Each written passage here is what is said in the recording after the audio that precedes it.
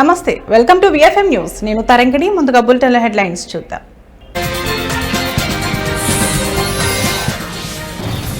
రేపే సీఎం చంద్రబాబుతో cine industry భేటీ. సినీ పరిశ్రమ అభివృద్ధి సమస్యలపై ప్రధానంగా భేటీలో చర్చించే ఛాన్స్.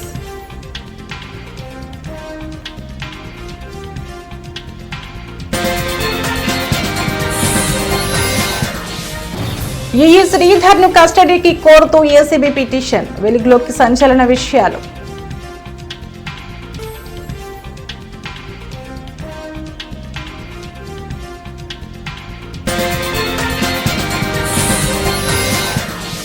ఫోన్ ట్యాపింగ్ కేసులో కొనసాగుతున్న విచారణ. మరోసారి సిట్ ముందుకు హాజరైన ప్రభాకర్ రావు.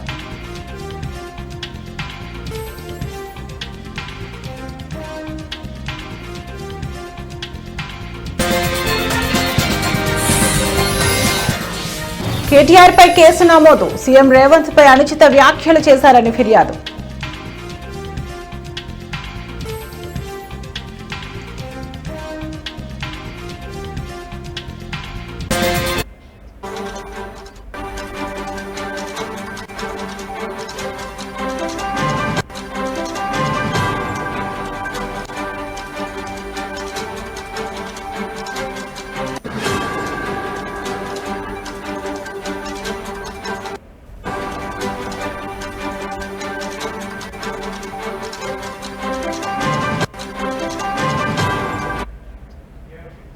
బ్రేకింగ్ న్యూస్ చూస్తున్నాం. ఆంధ్రప్రదేశ్ రాష్ట్ర ముఖ్యమంత్రి చంద్రబాబుతో సినీ ఇండస్ట్రీ పెద్దల సమావేశం తేదీలో మార్పులు చేశారు. ఈ నెల 22వ తేదీకి బదులు రేపు సీఎంతో భేటీ కావాలని నిర్ణయించుకున్నారు. ఈ నేపథ్యంలో రేపు సాయంత్రం 4 గంటలకి అమరావతిలో సీఎం చంద్రబాబుతో తెలుగు సినీ పరిశ్రమ ప్రముఖులు భేటీ కానున్నారు. కాగా ఈ సమావేశానికి పవన్ కళ్యాణ్ నేతృత్వం వహించబోతున్నారు.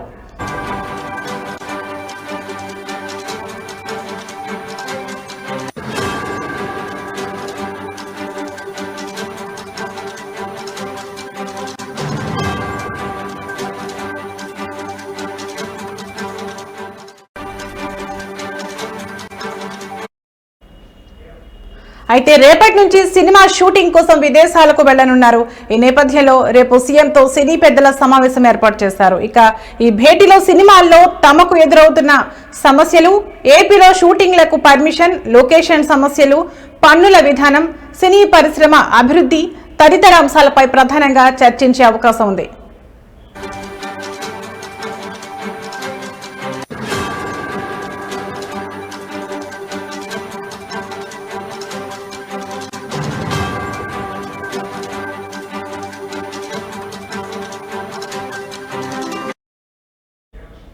ఇక ఏపీలో ఎన్డీఏ ప్రభుత్వం ఏర్పడిన తర్వాత సీఎం చంద్రబాబుతో సినీ పెద్దలు సమావేశం కావడం ఇదే మొదటిసారి.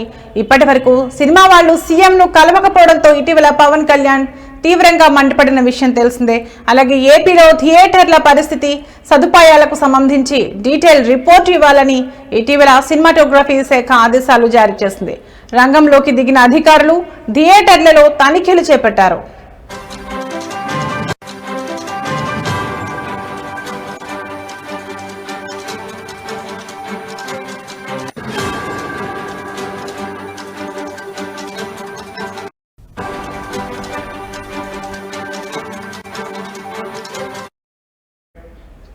మరోవైపు రాష్ట్ర విభజన జరిగి 11 ఏళ్లు అయినప్పటికీ రాష్ట్రానికి పూర్తిగా సినీ ఇండస్ట్రీ రాలేదు. కనీసం సింగిల్ షెడ్యూల్ సినిమా కూడా ఏపీలో తీయలేని పరిస్థితి ఏర్పడింది. ఈ పరిణామాలతో ఈ సమావేశానికి మరింత ప్రాధాన్యత చోటు చేసుకుంది. ప్రభుత్వం ఏం చెబుతుంది, సినీ ప్రముఖులు ఏం కోరుతారనే అంశంపై ఉత్కంఠ కొనసాగుతోంది.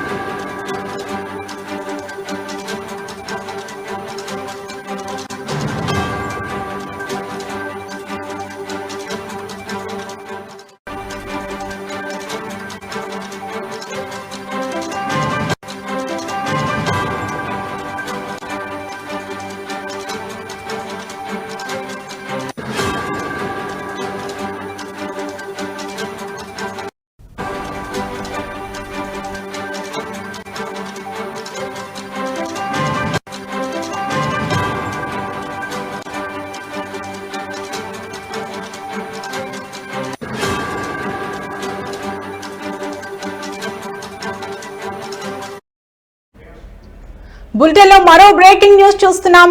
నీటి పారుదల శాఖ ఎగ్జిక్యూటివ్ ఇంజనీర్ నూనె శ్రీధర్ ను ఏసీబీ అధికారులు గురువారం రిమాండ్ కు తరలించారు. ఆదాయానికి మించి ఆస్తులు ఉన్నాయని అభియోగాల మేరకు ఆయనపై కేసు నమోదైంది. తాజా సమాచారం ప్రకారం 150 కోట్లకు పైగానే శ్రీధర్ అక్రమంగా ఆస్తులను కూడబెట్టినట్లుగా ప్రాథమికంగా తెలుస్తోంది. హైదరాబాద్, కరీంనగర్, వరంగల్, సిద్దిపేట ప్రాంతాల్లో అత్యంత విలువైన ఆస్తులు ఉన్నట్లుగా ఏసీబీ అధికారులు గుర్తించారు. ఈ నేపథ్యంలోనే కాళేశ్వరం ఈఈ శ్రీధర్ ను తమ కస్టడీకి ఇవ్వాలని కోరుతూ ఏసీబీ అధికారులు కోర్టులో ఇవాళ పిటిషన్ దాఖలు చేశారు. అక్రమాస్తుల కేసులో మరిన్ని వివరాలు రాబట్టాల్సి ఉందని, ప్రభుత్వ ప్రాజెక్టులలో నిందితుడు పెద్ద ఎత్తున అవినీతికి పాల్పడ్డాడని, ఈ మేరకు వారం రోజుల పాటు శ్రీధర్ ను విచారించేందుకు కస్టడీకి ఇవ్వాలని కోరిన ఏసీబీ ఆ పిటిషన్లో పేర్కొంది.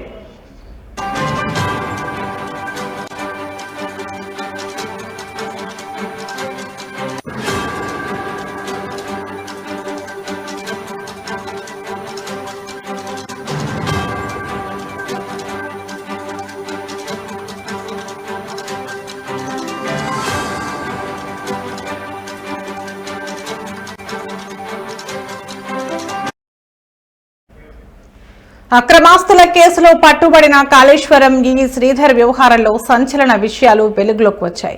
అయితే విచారణలో భాగంగా ఆస్తులు కూడబెట్టడంలో మరికొంతమంది అధికారుల పాత్ర కూడా ఉన్నట్లుగా ఏసీబీ అధికారులు గుర్తించారు. అదేవిధంగా శ్రీధర్ అక్రమాలు, అవకతవకలు కాళేశ్వరం కమిషన్ చైర్మన్ రాహుల్ బొజ్జా వరకు చేరాయి. దీంతో ఆయన జూన్ 27న ఇరిగేషన్ చీఫ్ ఆఫీస్లో రిపోర్ట్ చేయాలని ఆదేశించారు. కానీ ఆ ఆదేశాలను శ్రీధర్ పెడచెవిన పెడుతూ ఇష్టానుసారంగా వ్యవహరించారని ఆరోపణలు ఉన్నాయి. అనంతరం బదిలీ అయిన తర్వాత కూడా ఏడాది పాటు చొప్పదండిలోనే ఈజీగా శ్రీధర్ విధులు నిర్వర్తించారు. అయితే ఈ ఎన్సీ అనిల్ ఆదేశాలతోనే శ్రీధర్ అక్కడే విధుల్లో కొనసాగినట్లుగా ఏసీబీ అధికారులు అనుమానం వ్యక్తం చేస్తున్నారు. మరోవైపు ఈఎన్సీ అనిల్ శ్రీధర్ సంబంధాలపై కూడా నిశితంగా ఆరా తీస్తున్నారు.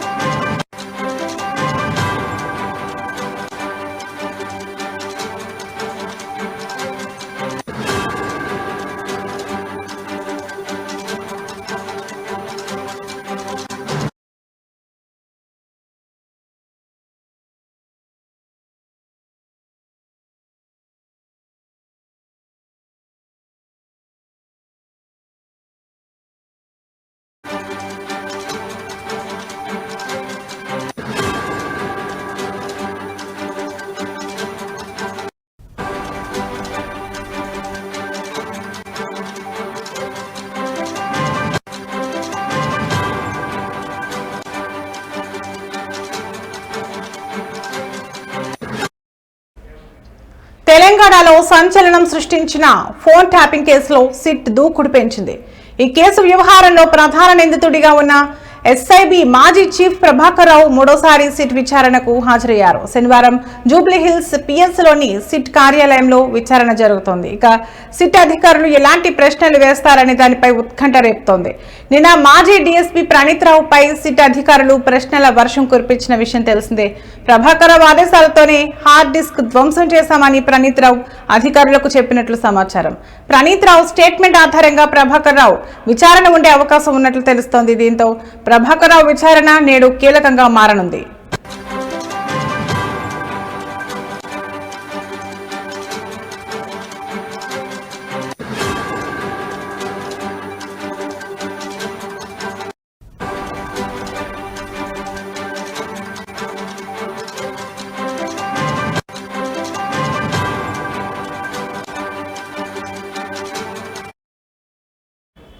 కాగా ఫోన్ ట్యాపింగ్ కేసులో A1 గా ప్రభాకర్ రావు ఉన్నారు.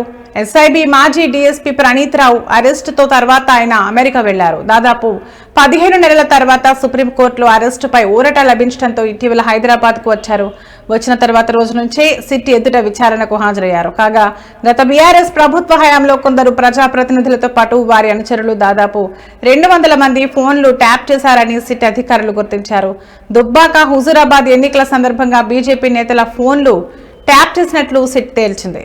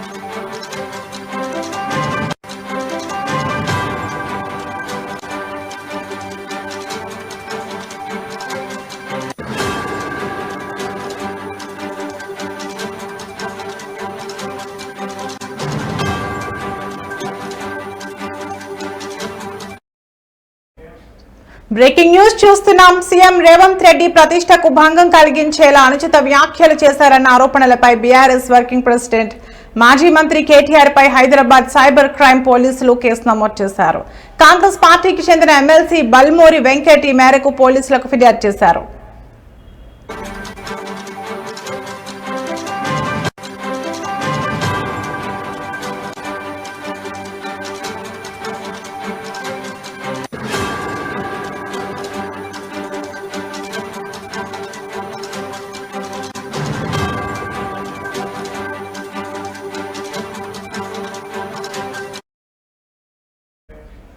రేవంత్ రెడ్డిని కించపరిచేలా ఆయన ప్రతిష్టను దెబ్బతీసే ఉద్దేశంతో కేటీఆర్ ఉద్దేశపూర్వకంగానే రెచ్చగొట్టే వ్యాఖ్యలు చేశారని ఎమ్మెల్సీ బల్మూరి వెంకట్ తన ఫిర్యాదులో ఆరోపించారు. కేటీఆర్ చేసిన నిరాధారమైన పరువు నష్టం కలిగించే వ్యాఖ్యలతో కూడిన వీడియో ఒకటి ఆన్లైన్లో విస్తృతంగా ప్రచారం జరిగిందని ఆయన పేర్కొన్నారు.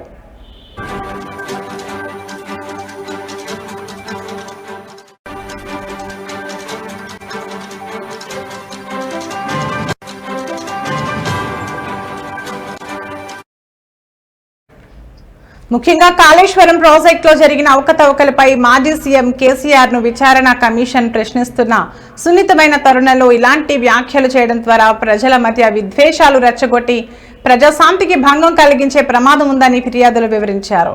ఈ ఆరోపణలకు బలం చేకూర్చేలా పలు సోషల్ మీడియా పోస్టులను కూడా ఆధారాలుగా సమర్పించారు.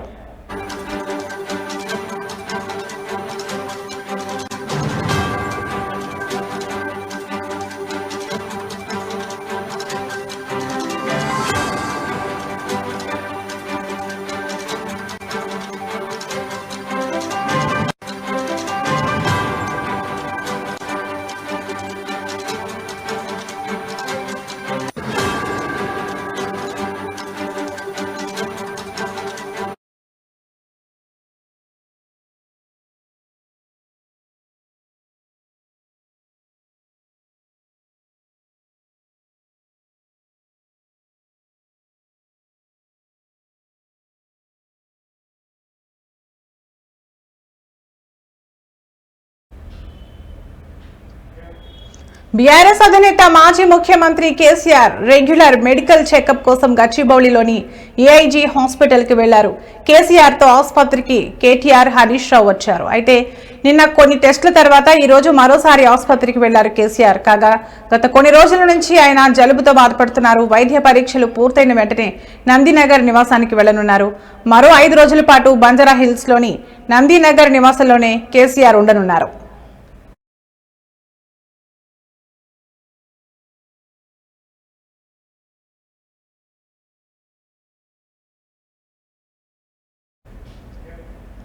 అయితే గత అసెంబ్లీ ఎన్నికలకు ముందు కేసీఆర్ ఎర్రవల్లి ఫామ్ హౌస్ లోని బాత్రూంలో కాలు జారి పడడంతో యశోద ఆసుపత్రికి కొన్ని రోజుల పాటు చికిత్స పొందారు.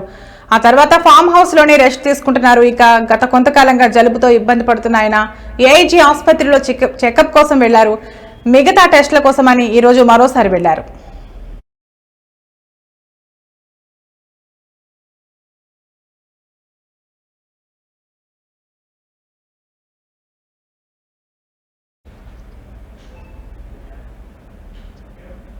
ఇవి ఇప్పటివరకు నా బులెటిన్ అప్డేట్స్. మరో బులెటిన్లో మళ్ళీ కలుద్దాం. నమస్తే.